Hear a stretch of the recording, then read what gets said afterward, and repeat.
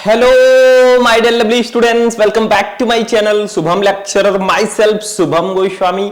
तो स्टूडेंट, आज का ये जो क्लास मैं आपके लिए लेकर आया हूं, ये क्लास 12 वाले स्टूडेंट्स के लिए बहुत ही ज्यादा इंपॉर्टेंट है। बहुत सारे स्टूडेंट हमारे कमेंट कर रहे थे, सर आप क्लास 12 हिंदी के गद्यांश और पद्यांश को एक ही वीडियो में लेकर आइए। तो आप बुलाएं और हम ना आए, ऐसा तो हो ही नहीं सकता। तो चलिए आज देखते हैं हम क्लास 12 हिंदी 2025। जितने भी हमारे स्टूडेंट 2025 में बोर्ड एग्जाम देंगे उनके लिए ये क्लास बहुत ही ज्यादा स्पेशल है, मैं लफ्जों में बयान नहीं कर सकता। तो देखो क्लास 12 हिंदी 2025, मैं आपको इस क्लास में गद्यांश, जो सबसे इंपॉर्टेंट गद्यांश है और जो पद्यांश है, दोनों को हम एक ही वीडियो में पढ़ेंगे। कैसे इसको हम हिंदी के पेपर में जाकर सॉल्व करेंगे ताकि हमें 10 नंबर गद्यांश का और 10 नंबर पद्यांश का, यानी कि 20 नंबर आपको पूरा का पूरा मिले, एक भी नंबर ना कटे, एक छोड़िए आधा भी नंबर ना कटे। तो आज का ये क्लास बहुत ज्यादा इंपॉर्टेंट है क्योंकि हम गद्यांश और पद्यांश दोनों को सॉल्व करना सीखेंगे। एक ही वीडियो में हम 20 नंबर पक्का करेंगे और ये कब होगा? जब आप हमारे साथ रहेंगे लास्ट तक। ठीक है, तो करना क्या है, वीडियो को लाइक करना, चैनल पर नए चैनल को सब्सक्राइब करना। चलिए स्टार्ट करते हैं, टाइम वेस्ट नहीं करेंगे, एक ही वीडियो में आज हम 20 नंबर कंप्लीट करेंगे। चलिए देखते हैं। सबसे पहले हम लोग पढ़ते हैं गद्यांश को। देखो गद्यांश में होता क्या है भैया, ये पूरे के पूरे 10 नंबर का आता है। इसमें आपको एक गद्यांश दिया जाएगा हिंदी के गद्य के चैप्टर का। जैसे ये गद्यांश आपको दे दिया गया है, यहां से लेकर यहां तक आपको गद्यांश दिया गया। इसके नीचे 5 क्वेश्चन दिए जाएंगे मेरे दोस्त, 5 क्वेश्चन। उपयुक्त गद्यांश के पाठ और लेखक का नाम लिखिए, 2 नंबर, मतलब 5 क्वेश्चन रहेंगे, 2-2 नंबर का ये क्वेश्चन रहेगा।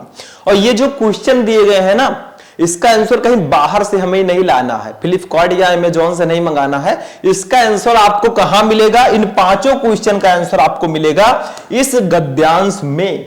ठीक है, यहीं पे सब मिलेगा, सब यहीं पे अवेलेबल है।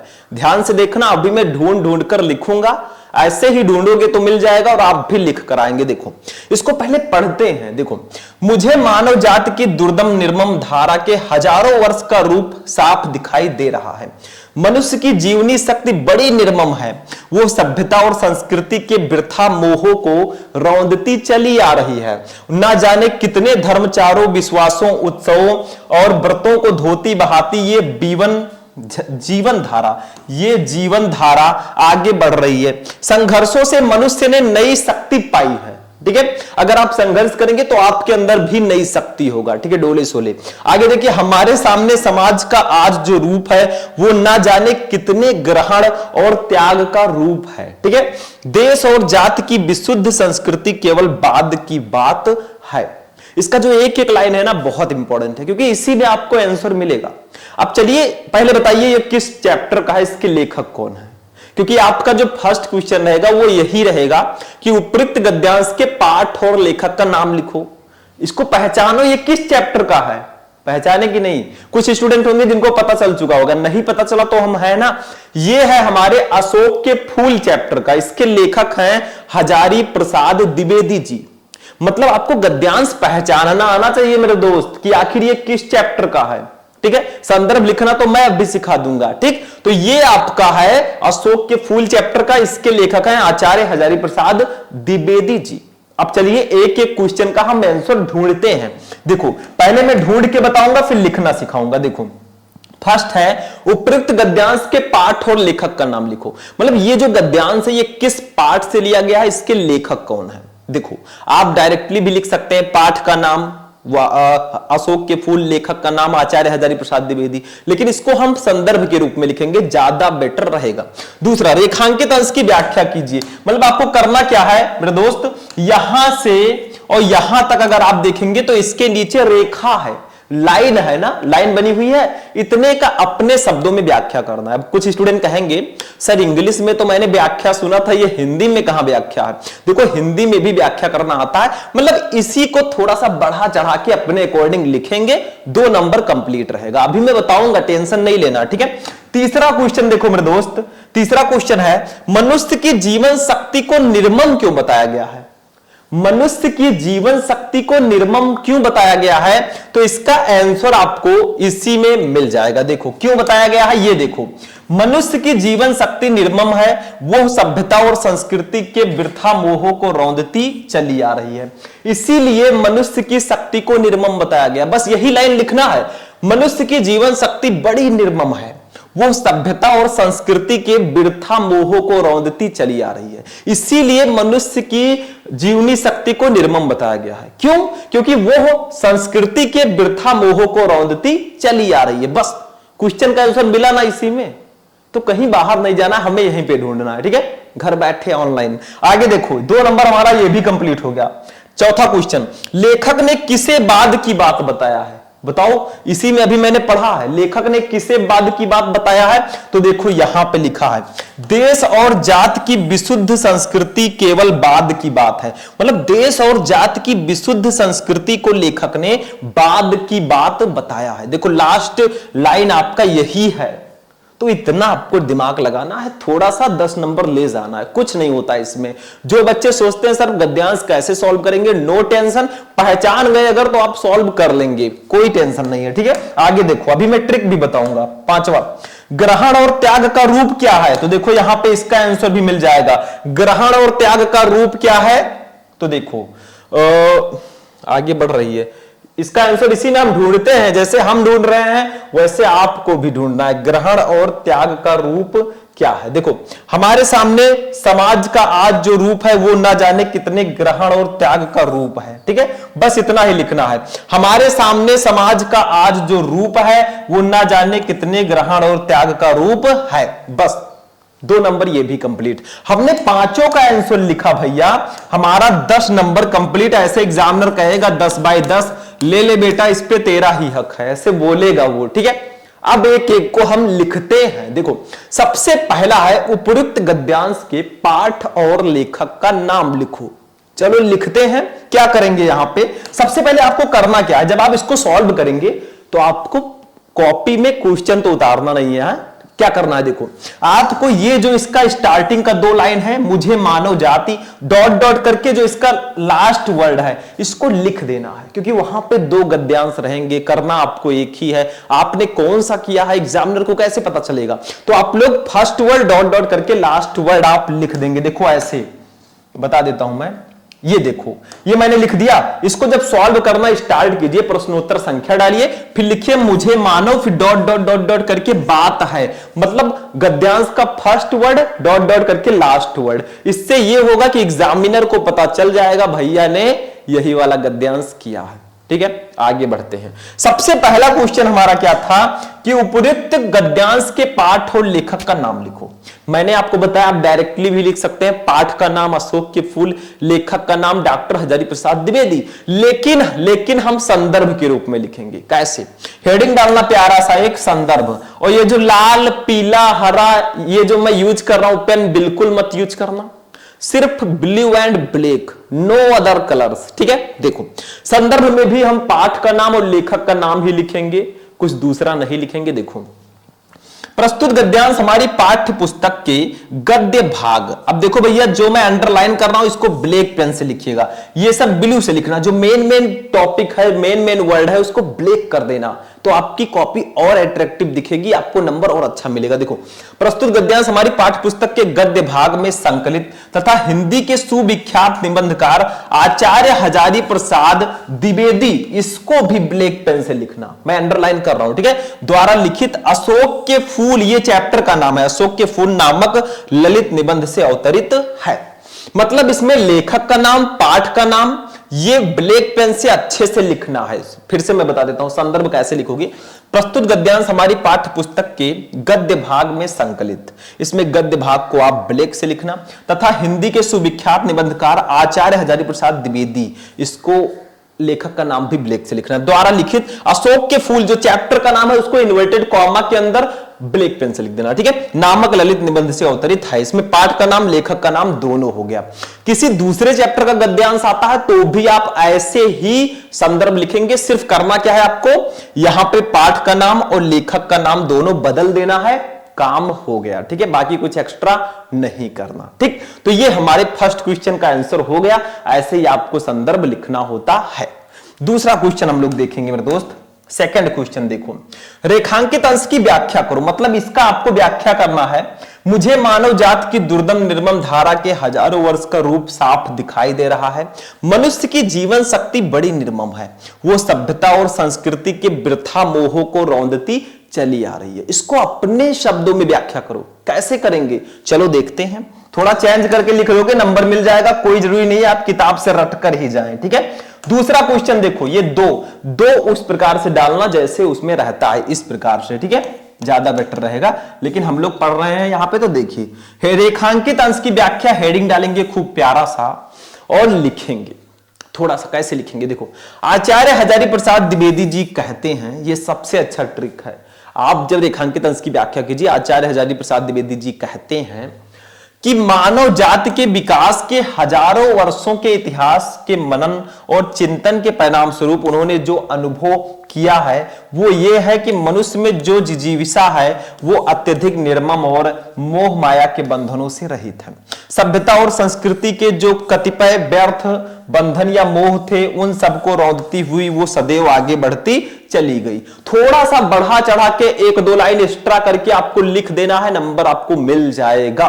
कोई जरूरी नहीं आप किताबी भाषा ही लिखें, दैट्स नॉट कंपलसरी। आप अपने अकॉर्डिंग थोड़ा अच्छे से लिख सकते हैं। अगर बुक से पढ़ के गए हैं वही आ गया तो भाई बहुत बेटर है, उसी को लिख दो। ठीक है, तो ऐसे आपको थोड़ा बढ़ा चढ़ा के आंसर लिखना, 2 नंबर ये भी कंप्लीट हो जाएगा।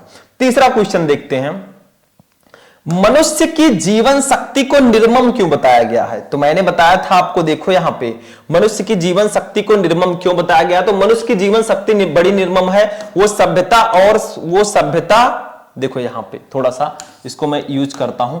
मनुष्य की जीवन शक्ति बहुत निर्मम है, वो सभ्यता और संस्कृति के वृथा मोहों को रौंदती चली आ रही है। तो इसी प्रकार से हमें लिखना है। देखो मनुष्य की जीवन शक्ति को निर्मम क्यों बताया गया है।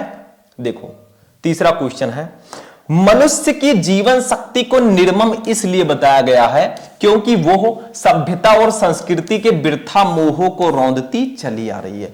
थोड़ा सा चेंज करके मैंने लिख दिया भैया, नंबर रखा है, ले लो भाई, रखा है। ठीक है, आगे बढ़ते हैं। चौथा क्वेश्चन, 2-2 नंबर हम कंप्लीट कर रहे हैं, इसमें कुछ है नहीं। क्वेश्चन नंबर 4 को देखते हैं। क्वेश्चन नंबर 4, लेखक ने किसे बाद की बात कहा है। तो देखो यहां पे लिखा है, देश और जात की विशुद्ध संस्कृति केवल बाद की बात है। तो इसको थोड़ा अच्छे से लिखेंगे हम लोग। देखो कैसे लिखेंगे, ये देश और जात की विशुद्ध संस्कृति को बाद की बात बताया गया है। ठीक है, देखो थोड़ा थोड़ा चेंज करके हम लिख रहे हैं, नंबर हमारा फिक्स होता जा रहा है। 2 नंबर इसका भी कंप्लीट, सब 2-2 नंबर के हैं। 5वां क्वेश्चन हम लोग देखेंगे। 5वां क्वेश्चन देखो, 5वां क्वेश्चन, ग्रहण और त्याग का रूप क्या है। तो देखो यहां पे लिखा है, ग्रहण और त्याग का रूप क्या है। ये हमारे सामने समाज का आज जो रूप है, मतलब वर्तमान जो समाज का रूप है, वो न जाने कितने ग्रहण और त्याग का रूप है। ठीक है, तो ये आपका हो गया आंसर। तो यहां पे हम लोग क्वेश्चन नंबर 5 को भी लिख देंगे कि वर्तमान समाज का रूप न जाने कितने ग्रहण और त्याग का रूप है, बस वही लिख देना है। तो गद्यांश कैसे सॉल्व करते हैं, समझ में आ गया। आपको ध्यान क्या देना है, पहली बात मैं बता देता हूं, पॉइंट ऑफ व्यू अपना, कि आपको चैप्टर का नाम और लेखक का नाम पहचानना आना चाहिए। सबसे इंपॉर्टेंट चीज यही है इसमें, तो ये आपको पहचानना आना चाहिए। बाकी क्वेश्चन का आंसर आप चुटकियों में लिख देंगे, बजी नहीं क्या, चुटकियों में लिख देंगे। तो ये हमारा गद्यांश हो चुका है। गद्यांश हमने जान लिया, आगे आगे मैं आपको और भी बताऊंगा, सपोर्ट करते रहो, हम आगे भी बढ़ेंगे धीरे धीरे। तो हम चलते हैं अपने पद्यांश पे, जो हमारा महत्वपूर्ण पद्यांश है। चलिए देखते हैं, गद्यांश हमारा फिनिश हुआ। Next topic. हाँ तो स्टूडेंट अब चलते हैं अपने पद्यांश पे। भैया ये पद्यांश शायद आपको सुना सुना सा लग रहा हो, क्योंकि ये हमारे मैथिली शरण गुप्त जी के कैकेयी का जो अनुताप है उस चैप्टर का ये पद्यांश है। महत्वपूर्ण पद्यांश, ये कैकेयी के अनुताप चैप्टर का है। ये भी गद्यांश की तरह ही रहता है। इसमें भी आपको एक पद्यांश दिया जाएगा ऐसे, ठीक है। इसके नीचे इसी पद्यांश से रिलेटेड 5 क्वेश्चन दिए जाएंगे 2-2 नंबर के, ऐसे ऐसे 2-2 नंबर आपको मिलेगा, जिसका आंसर इसमें भी वही सेम प्रोसेस है। बस यहां पे ध्यान क्या देना, देखो पद्यांश का आंसर आप ऐसे नहीं दे सकते, थोड़ा बहुत आपको इसका हिंदी मीनिंग आना चाहिए, तब आप इसका आंसर दे पाएंगे। 10 नंबर का ये भी आता है, ये हमारे कैकेयी का अनुताप चैप्टर का है, मतलब कैकेयी जी उन्होंने श्री राम जी को 14 वर्ष का वनवास भिजवाया था, तो वो पश्चाताप कर रही हैं, वो अनुताप कर रही हैं, उस चैप्टर से ये लिया गया है, ठीक है। यानी कि ये मैथिली शरण गुप्त जी ने लिखा है, कवि हैं उसके। देखो ध्यान से समझो, मैं पढ़ा रहा हूं, उसके बाद में हम क्वेश्चन का आंसर भी देख लेंगे भाई, ठीक है। देखो, निज जन्म जन्म में सुने जीव यह मेरा, धिक्कार उसे था महास्वार्थ ने घेरा। मतलब कैकेयी जी कहती हैं, देखो कैकेयी जी के कारण ही श्री राम जी को 14 वर्ष का वनवास हुआ था। कैकेयी जी जो है वो भरत की मां है, ठीक है। अब भरत जी बहुत अच्छे थे, आपको पता ही है। तो निज जन्म जन्म मतलब जन्म जन्मांतर तक सुने सुनते रहे जीव हमारी आत्मा ये मेरा मेरा, धिक्कार धिक्कार है उसे था, उसे महास्वार्थ, जिसको महास्वार्थ ने घेर लिया, ने घेरा घेरा। मतलब कैकेयी जी कहती हैं कि मेरे जीव जो है, मेरा जो आत्मा है वो जन्म जन्मांतर तक यही सुनती रहेगी कि धिक्कार है उस महारानी को जिसने महास्वार्थ में आकर ऐसा अनुचित कर्म किया। मतलब स्वार्थ के कारण उन्होंने राम जी को वनवास भिजवाया ताकि राजगद्दी जो है उनके लड़के को मिल जाए, ठीक है। तो निज जन्म जन्म में सुने जीव या मेरा, धिक्कार उसे था महास्वार्थ ने घेरा। कैकेयी जी अनुताप करते हुए कहती हैं कि मेरे जीव जन्म जन्मांतर तक यही सुनते रहे कि अयोध्या की उस रानी को धिक्कार है जिसने महास्वार्थ में, जिसको महास्वार्थ ने घेर कर ऐसा अनुचित कर्म कराया, ठीक है। अब देखिए क्या होता है, वहां पर राम जी बैठे हुए हैं, सभा बैठी हुई है। अब राम जी महान है, आपको पता है ये कितने ग्रेट हैं, ठीक है। तो वो कहते क्या है, भले ही कोई गलती किया है लेकिन उसकी गलतियों को छिपाकर वो कुछ कहते हैं। देखो, 100 बार धन्य वो एक लाल की माई, जिस जननी ने है जना भरत सभाई। मतलब 100 बार धन्य, 100 बार धन्य है वो एक लाल की माई, वो हो मां, वो उस पुत्र की मां जिस जननी ने है जना भरत सभाई, जिस माता ने भरत जैसे पुत्र को जन्म दिया। फिर राम जी और जो सभा है वो उठकर चिल्लाकर कहती है कि वो माता तो 100 बार धन्य है जिसने भरत जैसे धर्मशील पुत्र को जन्म दिया है, क्योंकि भरत जो है वो राम जी से बहुत प्यार करते हैं। भले ही कैकेयी जी ने उनको वनवास भिजवा दिया है, इसीलिए भरत जी जो हैं अपनी माता जी से बातचीत नहीं करते, उनको माता नहीं मानते, क्योंकि उन्होंने बहुत अनुचित कर्म किया है। देखिए, पागल सी प्रभु के साथ सभा चिल्लाई, 100 बार धन्य वो एक लाल की माई। फिर पागल सी, ऐसे लग रहा है कि पागल हो गए सब। पागल सी प्रभु के साथ जो सभा बैठी वो चिल्लाती है कि 100 बार वो धन्य है माता जिसने भरत जैसे पुत्र को जन्म दिया है। आगे देखते हैं, कुछ है थोड़ा सा, हाँ इतना आपका था, ठीक है। अब देखिए इसमें हम इसका आंसर जानते हैं, इतना समझ में आ गया। इसमें क्या था, कुछ नहीं, एक बार फिर से बताऊं क्या, निज जन्म जन्म में सुने जीव या मेरा, धिक्कार उसे था महास्वार्थ ने घेरा। कैकेयी जी अनुताप करते हुए, पश्चाताप करते हुए कहती हैं कि मेरा जो प्राण है, मेरी जो आत्मा है वो जन्म जन्मांतर तक यही सुनती रहे कि धिक्कार है उस महारानी को जिसने महास्वार्थ में आकर ऐसा अनुचित कर्म किया।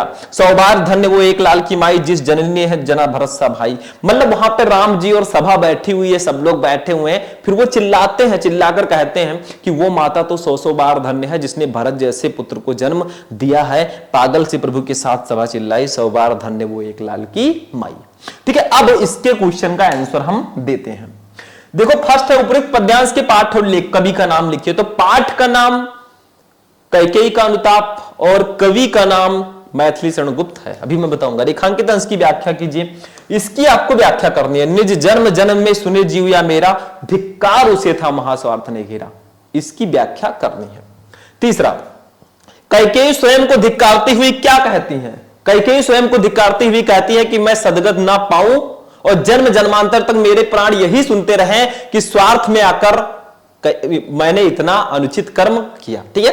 चौथा, कैकेयी के प्रायश्चित के उपरांत श्री राम उनसे क्या कहते हैं। तो कैकेयी के प्रायश्चित के बाद श्री राम उनसे कहते हैं कि माता आप अभागिन नहीं हो, वरन आप तो धन्य हो। क्यों? क्योंकि आपने भरत जैसे भाई को जन्म दिया है। ठीक है, वो राम जी कहते हैं, अपनी महानता को यहां पे प्रदर्शित करते हैं। पांचवा, प्रभु राम के साथ कैकेयी के अपराध का अपमार्जन करती हुई सभा क्या चिल्ला उठी? तो प्रभु राम के साथ कैकेयी का अपमार्जन करती हुई सभा चिल्ला उठी कि वो माता तो 100 बार धन्य है जिसने भरत जैसे भाई को जन्म दिया है।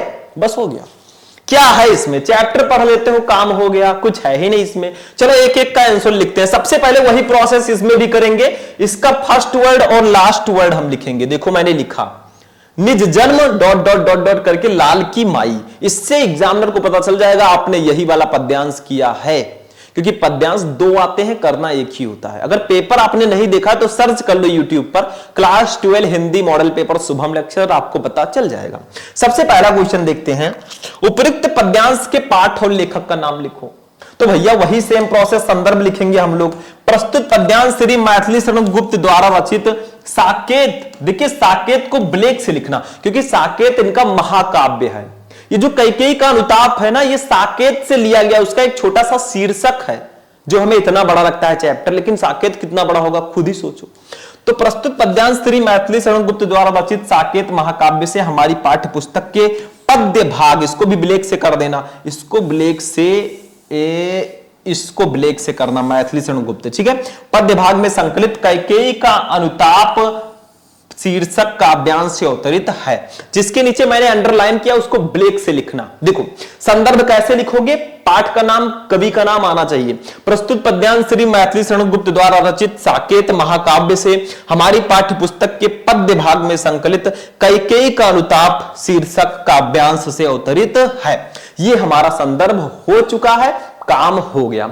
इसमें मैथिली शरण गुप्त जी को ब्लैक से लिखना है, साकेत इनका महाकाव्य है, इसको ब्लैक से लिखना है, पद्य भाग इसको ब्लैक से, और कैकेयी का अनुताप इसको ब्लैक से कर दीजिएगा। ठीक है, इन्वर्टेड कॉमा जहां जहां लगा है उसको लगा देना। तो ऐसे आपको लिखना है संदर्भ। आप डायरेक्टली भी लिख सकते हैं पाठ का नाम, कैकेयी का अनुताप, कवि का नाम मैथिली शरण गुप्त, नो टेंशन। ठीक है, दूसरा क्वेश्चन देखो, रेखांकित अंश की व्याख्या करो। इसका आपको व्याख्या करना है। निज जन्म जन्म में सुने जीव या मेरा धिक्कार उसे था महास्वार्थ ने घेरा। इसका व्याख्या करना, चलो करते हैं। ये देखो व्याख्या, दूसरा रेखांकित अंश की व्याख्या, ऐसे हेडिंग डालेंगे, खूब प्यारा सा लिखेंगे। कैकेयी स्वयं को धिक्कारते हुए कहती है कि मैं सदगत ना पाऊं और जन्म जन्मांतर में मेरे प्राण यही सुनते रहें कि रघुकुल की उस रानी को धिक्कार है जिसे घोर स्वार्थ ने घेर कर ऐसा अनुचित कर्म कराया कि उसने धर्म का विचार बिल्कुल छोड़ दिया और अधर्म का आचरण किया। मतलब धर्म ये कहता है, मतलब जैसे दशरथ जी के 4 पुत्र थे, चारों को बराबर सारी चीजें मिलनी चाहिए, तो ऐसा अनुचित कर्म उन्होंने किया कि राम जी को वनवास भिजवा दिया 14 वर्ष के लिए। तो यही चीज है कि कैकेयी स्वयं को धिक्कारते हुए कह रही हैं कि जन्म जन्मांतर तक मेरे प्राण यही सुनते रहे कि रघुकुल की उस रानी को धिक्कार है जिसे घोर स्वार्थ ने घेर कर ऐसा अनुचित कर्म कराया कि उसने धर्म का विचार बिल्कुल छोड़ दिया और अधर्म का आचरण किया। बस हो गया, दूसरे क्वेश्चन का भी आंसर हो गया। चलिए नेक्स्ट क्वेश्चन देखते हैं, थर्ड क्वेश्चन। ठीक है, देखो इसका आपको ये गद्यांश नहीं है कि आप गद्यांश में ढूंढ कर आंसर लिख लोगे। पद्यांश में आपको उसका हिंदी मीनिंग थोड़ा बहुत आना चाहिए, तब भी आप उसको अच्छे से लिख पाएंगे। तीसरा क्वेश्चन देखते हैं। कैकेयी स्वयं को धिक्कारती हुई क्या कहती हैं? तो मैंने बताया था आपको, कैकेयी स्वयं को धिक्कारती हुई कहती हैं कि मैं सदगत ना पाऊं और जन्म जन्मांतर तक मेरे प्राण यही सुनते रहें कि रघुकुल की रानी ने स्वार्थवश ऐसे अनुचित कर्म कराए। बस यही तो लिखना है। मतलब कैकेयी स्वयं को धिक्कारती हुई कहती हैं कि मैं सदगत नहीं पाऊं, मेरे प्राण यही सुनते रहें कि रघुकुल की उस रानी को धिक्कार है जिसने महास्वार्थ में घेर कर ऐसा कर्म कराया। ठीक है, चौथा क्वेश्चन देखो, इसमें कुछ है नहीं, 2-2 नंबर हम कंप्लीट करते हुए चल रहे हैं। कैकेयी के प्रायश्चित के उपरांत श्री राम उनसे क्या कहते हैं? मतलब कैकेयी जी जब प्रायश्चित करते हैं अपनी गलती का, तो श्री राम जी उनसे क्या कहते हैं? देखो घर का भूला अगर शाम को वापस आ जाए तो उसे भूला नहीं कहते, तो राम जी उनको माफ कर देते हैं और उनको उनकी तारीफ करते हैं, तारीफ पे तारीफ, तारीफ पे तारीफ। ठीक है, तीसरा। चौथा देखो, कैकेयी के प्रायश्चित के उपरांत श्री राम उनसे कहते हैं कि तुम अभागिन नहीं हो, वरन वो माता तो 100 बार धन्य है जिसने भरत जैसे भाई को जन्म दिया है। वो कहते हैं माता तुम अभागिन नहीं हो, तुम तो धन्य हो, 100 बार धन्य हो, क्योंकि तुमने भरत जैसे भाई को जन्म दिया है। भरत बहुत अच्छे थे। ठीक है, आगे देखिए, 5 नंबर क्वेश्चन को देखते हैं। प्रभु राम के साथ कैकेयी के अपराध का अपमार्जन करती हुई सभा क्या चिल्ला उठी। मतलब प्रभु राम जी के साथ कैकेयी जब प्रायश्चित कर रही थी तो सभा क्या चिल्ला उठी। तो मैंने आपको बताया ही था, क्वेश्चन नंबर 5 का आंसर देखो, कैकेयी के अनुताप। ये देखो, प्रभु राम के साथ कैकेयी के अपराध का अपमार्जन करती हुई सभा चिल्ला उठी कि भरत जैसे महान धर्मशील पुत्र को जन्म देने वाली माता धन्य है, सैकड़ों बार धन्य है। तो इसमें कुछ नहीं था, हो गया, पद्यांश भी हो गया। हमने पांचों का आंसर दिया, 10 बाई 10 एग्जाम में ऐसे देगा, कहेगा ले ले बेटा इस पे तेरा ही हक है। बस आपको राइटिंग से अट्रैक्टिव तरीके से लिखना है, जैसा मैंने आपको बताया। तो आज का क्लास यहीं पर फिनिश होगा। कैसा लगा आपको ये क्लास? वीडियो को लाइक करना, चैनल को सब्सक्राइब करना। और ये क्लास मैंने इसलिए लिया ताकि आपका 20 नंबर कंप्लीट हो जाए। यही नहीं, कोई दूसरा भी गद्यांश पद्यांश आता है तो आपको लिखना अब आ चुका होगा, कैसे संदर्भ लिखते हैं, कैसे व्याख्या करते हैं, कैसे क्वेश्चन का आंसर देते हैं। अगर आप लोग कमेंट करेंगे, वीडियो को लाइक करेंगे तो मैं इसकी हिंदी की कॉपी लिखना भी मैं आपको बता दूंगा, पूरे हिंदी की कॉपी। तो स्टूडेंट, आज का ये क्लास फिनिश होता है। मिलेंगे हम लोग नेक्स्ट वीडियो में नेक्स्ट टॉपिक के साथ। तब तक के लिए जय हिंद।